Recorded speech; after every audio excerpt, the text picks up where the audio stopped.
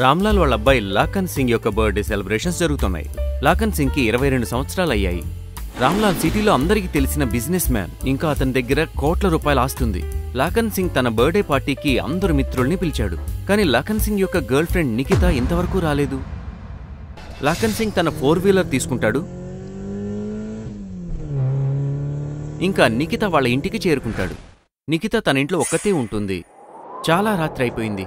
అందువల్ల నిఖిత ఇంట్లో అన్ని లైట్లు ఆఫ్లో ఉన్నాయి. అరే, లైట్లు ఎందుకు ఆఫ్ అయి ఉన్నాయి? ఇప్పుడు తిను రెడీ అవుతూ ఉండాలి కదా.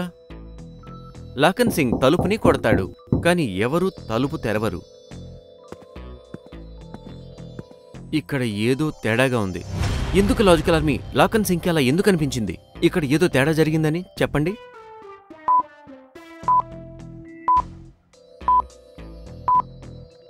ఇక్కడ బయట చూడండి, ఎవరో ఫుట్ ప్రింట్స్ ఉన్నాయి. ఇంకా ఫుట్ ప్రింట్స్ రెడిష్గా ఉన్నాయి. అది చూసి లాఖన్ సింగ్ కొంచెం కంగారు పడిపోతాడు. అతను గట్టిగా తలుపుని నెడతాడు. అప్పుడు డోర్ ఓపెన్ అవుతుంది. లాఖన్ సింగ్ ఇంటి లోపలికి వెళతాడు.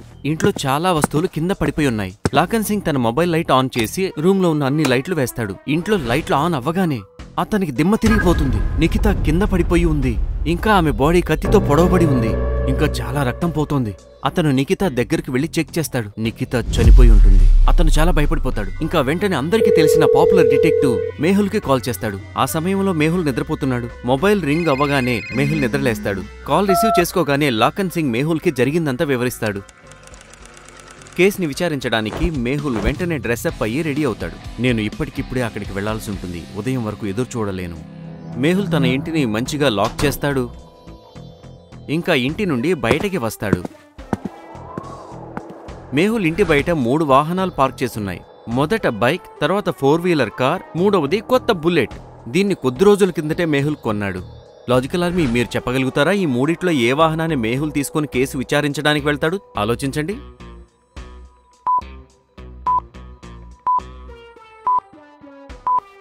జాగ్రత్తగా చూడండి, వణికించేంత చలి ఉంది. ఇంకా మంచు తుంపర్లు కూడా పడుతున్నాయి. ఇలాంటి సమయంలో బైక్ గాని బుల్లెట్ గాని నడపడం చాలా కష్టం అవుతుంది. అందుకనే మేహుల్ తన కార్ తీసుకుని బయలుదేరతాడు. మేహుల్ తన కార్ తీసుకుని నిఖిత వాళ్ళ ఇంటికి వెళ్తాడు. మేహుల్ లోపలికి వెళ్లి చూస్తాడు. లాఖన్ సింగ్ అక్కడ బాధపడుతూ కూర్చున్నాడు. అక్కడ ఒక కాపీ, పెన్ ఇంకా సూసైడ్ నోట్ పెట్టి ఉంది. ఇది సూసైడ్ నోట్ కాదు, ఖచ్చితంగా ఈమె మర్డర్ చేయబడింది. లాజికల్ ఆర్మీ, మీరు చెప్పగలుగుతారా ఇది మర్డరే, సూసైడ్ కాదు అని మేహుల్కి ఎందుకు అనిపించింది? ఆలోచించండి.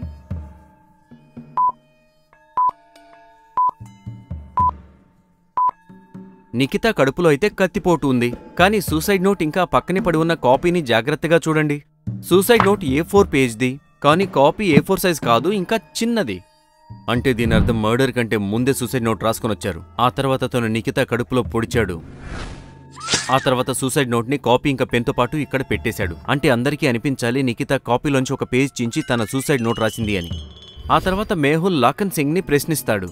నీకు నిఖిత గురించి ఏమేం తెలుసో మొత్తం నాకు వివరంగా చెప్పు. సార్, నిఖితకి ఈ లోకంలో ఎవరూ లేరు. ఆమె ఒక్కతే ఉంటుంది. 2 సంవత్సరాల క్రితం మాకు పరిచయం అయింది. కానీ అప్పట్నుంచే కరణ్ అనే ఒక అబ్బాయి ఆమెని ఎప్పుడూ ఏడిపిస్తున్నాడు. కానీ గత 3 నెలలుగా అతను కనిపించలేదు. ఇందులో కరణ్ హస్తం ఉండే ఉంటుంది. నేను అతను విచారించాలి. మేహుల్ డాక్టర్ సంజనాకి కాల్ చేస్తాడు.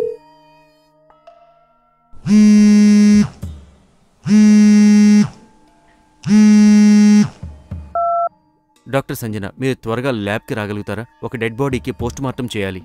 ఒక 20 మినిట్స్లో ల్యాబ్ చేరుకుంటా. మేహుల్ నిఖిత డెడ్ బాడీ తీసుకుని ల్యాబ్కి బయలుదేరతాడు. మేహుల్ 15 నిమిషాల లోపలే ల్యాబ్కి చేరుకుంటాడు. ల్యాబ్కి బయట నుంచి తాళం వేసి ఉంది. డాక్టర్ సంజన ఇంకా ఇక్కడికి ఎందుకు చేరుకోలేదు? లాజికల్ ఆర్మీ, మీరు చెప్పగలుగుతారా డాక్టర్ సంజన ఇంకా ఎందుకు ఇక్కడికి చేరుకోలేదు? ఆలోచించండి.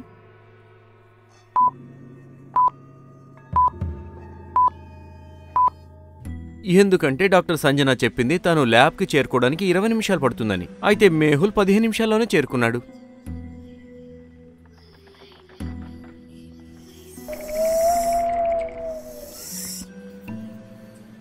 అప్పుడే మేహుల్కి డిటెక్టివ్ సొసైటీ నుంచి ఒక కాల్ వస్తుంది. మేహుల్, ఈ కేసు ఆలియా హ్యాండిల్ చేస్తుంది. నువ్వు ఒక అర్జెంట్ మీటింగ్ కోసం డిటెక్టివ్ సొసైటీస్ హెడ్ ఆఫీస్కి రావాల్సి ఉంటుంది. ఇంకా ఈరోజు ఆలియాకి ఎవిడెన్స్ అబ్జర్వేషన్ టెస్ట్ కూడా ఉంది. మెహుల్ ఆలియాకి కాల్ చేస్తాడు.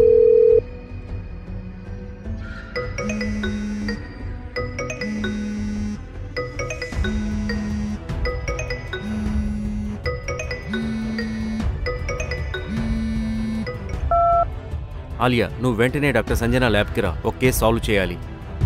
సార్ నా దగ్గర స్కూటీ లేదు. అప్పుడు నేను ఎలా చేరుకుంటాను? డాక్టర్ సంజన నిన్ను పిక్ చేసుకుంటుంది. తర్వాత మెహుల్ బిల్బులే సైంటిస్ట్కి కాల్ చేస్తాడు. సైంటిస్ట్, ఆలియా స్కూటీ నా వల్ల పాడైపోయింది, తన కోసం ఒక న్యూ ఇన్వెన్షన్ చేయాలి. అలా చెప్పి మెహుల్ డిటెక్టివ్ సొసైటీ ఆఫీస్ వైపు వెళ్తాడు. డాక్టర్ సంజన ఆలియాను పికప్ చేసుకుని ఇద్దరు కలిసి ల్యాబ్కి వస్తారు. డాక్టర్ బాడీని మంచిగా అబ్జర్వ్ చేసి, ఆలియా ఈ అమ్మాయి పొడవటం వల్ల చనిపోలేదు. ఈ మెడ మీద మార్క్ చూడు. ముందు ఎవరో పీక పిసకడానికి ట్రై చేశారు. Interesting, very very interesting. Doctor Sanjana ఇది విని షాక్తో ఆలియా వైపు చూస్తుంది. నేను కూడానా మేహుల్ సార్ లాగా అయిపోతున్నాను. సార్ నన్ను ముందు కరణ్ వాళ్ళ ఇంటికి వెళ్ళమన్నారు. అక్కడికెళ్ళి కరణ్ తోటి నేను మాట్లాడాల్సిందే. ఆలియా డాక్టర్ సంజన యొక్క కార్ తీసుకుని కరణ్ ఇంటి వైపు వెళుతుంది. ఈ డాక్టర్ సంజన కార్ ఎంత బాగుందో, ఫుల్ ఆటోమేటిక్. అయినా డాక్టర్ దగ్గర ఇంత డబ్బులు ఎలా వస్తాయబ్బా? మేహుల్ సార్ అయితే అసలు డబ్బులే ఇవ్వరు, ఊరికే పని చేయించుకుంటూ ఉంటారు. నేను అనుకుంటున్నా ఒక పౌల్ట్రీ ఓపెన్ చేద్దామని. ఒక 10 కోళ్లకి 100 గుడ్లు వస్తాయి. ఆ 100 గుడ్ల నుంచి 100 కోళ్ళు వస్తాయి. 100 కోళ్ల నుంచి 1000 గుడ్లు వస్తాయి. వాటి నుంచి ఇంకొక 1000 గుడ్లు వస్తాయి. కొద్ది రోజుల్లోనే నేను కోటీశ్వరాలైపోతా. ఆలియా తన కలలో మునిగిపోయింది. అప్పుడే వెనుక నుంచి ఒక కారు ఆలియాకు హార్న్ కొడతారు. Focus Alia, focus. అప్పుడే ఆలియాకి మేహుల్ నుంచి కాల్ వస్తుంది. ఆలియా, నీ ఎదురుగా ఉన్న పాన్ డబ్బా దగ్గర కరణ్ ఉన్నాడు, త్వరగా వెళ్ళి పట్టుకో, ఇంకా విచారించు. సార్కి నా లొకేషన్ ఎలా తెలిసింది? కరణ్ లొకేషన్ ఎలా తెలిసిందబ్బా? సార్ అందుకే కదా మీరు నెంబర్ 1 డిటెక్టివ్ అంటే నెంబర్ 1 డిటెక్టివ్.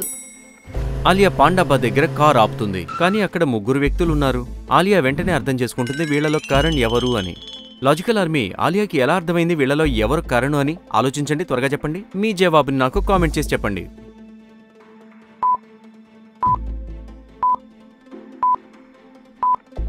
మొదటివాడు చిన్న పిల్లవాడు, ఇంకా 3వ వ్యక్తి ముసలి వ్యక్తి. కానీ 2వ వ్యక్తి 22-23 సంవత్సరాల వ్యక్తిగా ఉన్నాడు. అంటే ఇతనే కరణ్ అయి ఉంటాడు.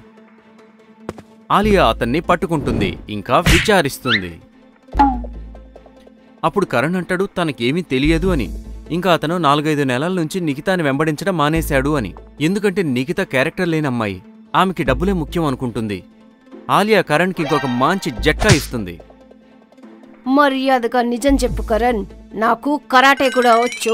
కానీ కరణ్ ఏమీ చెప్పడు, ఇంకా ఏడుస్తూ చెబుతాడు, మీరు నన్ను ఎందుకు కొడుతున్నారు? నాకు అసలు ఏమీ తెలియదు. ఆలియా కరణ్కి అప్పుడు నిఖిత యొక్క డెడ్ బాడీని చూపిస్తుంది. అప్పుడు కరణ్ అంటాడు, మేడం ఈ చాకు అయితే లాకన్ సింగ్ చాకు. నేను నిఖితాని ఏడిపిస్తూ ఉన్నప్పుడు ఒకసారి లాకన్ సింగ్ నన్ను ఈ కత్తితోనే బెదిరించాడు. వీడి మాటే నిజమైతే కనుక అంటే లాకన్ సింగే మర్డర్ చేశాడనమాట. ఆలియా వెంటనే మేహుల్కి కాల్ చేస్తుంది. సార్ నాకు మర్డర్ చేసింది కరణ్ కాదు, లాకన్ సింగ్ అనిపిస్తోంది. ఎందుకంటే అలాంటి చాకుయే డెడ్ బాడీ మీద ఉంది కనుక. ఆలియా నేను మొత్తం విన్నాను. విన్నా అంటే సార్? ఓ సారీ, అంటే నేననేది నువ్వు ఏం చెప్తున్నావో అదంతా విన్నాను అని. ఓ అలాగా. వెళ్ళు, వెంటనే లాకన్ సింగ్ని విచారించు. ఆలియా కరణ్ని తీసుకుని వెంటనే లాకన్ సింగ్ ఇంటికి వెళుతుంది. కరణ్ని చూసి లాకన్ సింగ్ వెంటనే అక్కడి నుంచి పారిపోవడానికి ప్రయత్నిస్తాడు. కానీ ఆలియా ఒక గట్టిగా జట్కా ఇస్తుంది.